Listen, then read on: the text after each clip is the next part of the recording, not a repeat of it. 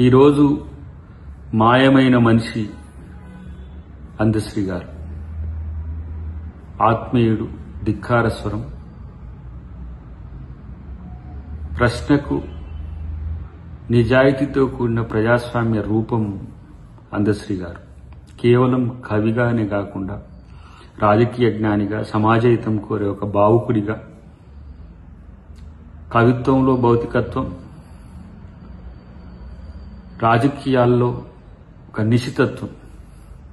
ఎందుకు ఈ మాట అనాల్సి వస్తుందంటే, గత ప్రభుత్వం మారే క్రమంలో మా ముఖ్యమంత్రి రేవంత్ రెడ్డి గారితో వారు కొనసాగిన తీరు, తనకు సహకరించిన తీరు వ్యక్తిగతంగా తెలుసు. తర్వాత జయ జయ హే తెలంగాణ గీతాన్ని జాతికి అంకితం చేసే సమయంలో కూడా తన యొక్క వ్యక్తిగత జీవితాన్ని, మానసికంగా తన యొక్క ఆలోచనలు దగ్గరగా షేర్ చేసుకున్న వ్యక్తిగా, అలాంటి వ్యక్తి నిజంగా తెలంగాణ సమాజానికే కాదు, తెలుగు సమాజానికే కాదు, విశ్వ మానవాళికి అవసరమైన ఆలోచనలున్న వ్యక్తిగా నాకు తెలిసింది. నాకు ఒక అవకాశం ఏంటంటే, కీరవాణి గారితో కలిసి జయ జయ హే తెలంగాణ ఆ పాట స్వరకల్పన సమయంలో నేను ఉండాలని ప్రత్యేకంగా కోరుకోవడం, గతంలో గద్దర్ గారి పాట సమయంలో కీరవాణి గారితో నాకున్న సంబంధంతో దయాకర్తో ఆ పాట నేను చేయిస్తా అని చెప్పి ప్రత్యేకించి చెప్పడం వల్ల కూడా ముఖ్యమంత్రి గారు, నేను, అయోధ్య రెడ్డి గారు కలిసి ఆ పాట సమయంలో మేము వారికి సహకరించడం జరిగింది. అలాంటి ఒక చారిత్రక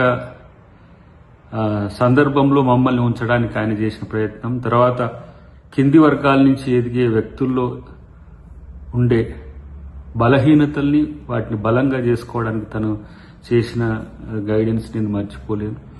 ఏది ఏమైనా తెలంగాణ సమాజానికి, తెలుగు సమాజానికే కాదు, ఒక మంచి మానవత్వపు విలువలున్న వ్యక్తిత్వం ఉన్న వ్యక్తి కాబట్టి అలా ఆయన ఆలోచనలు సమాజానికి స్ఫూర్తి. మరింత కాలం తన యొక్క జీవితం కనుక కొనసాగి ఉంటే ఇంకెన్నో అద్భుతాలు సృష్టించేవాడని నాకు అనిపించింది.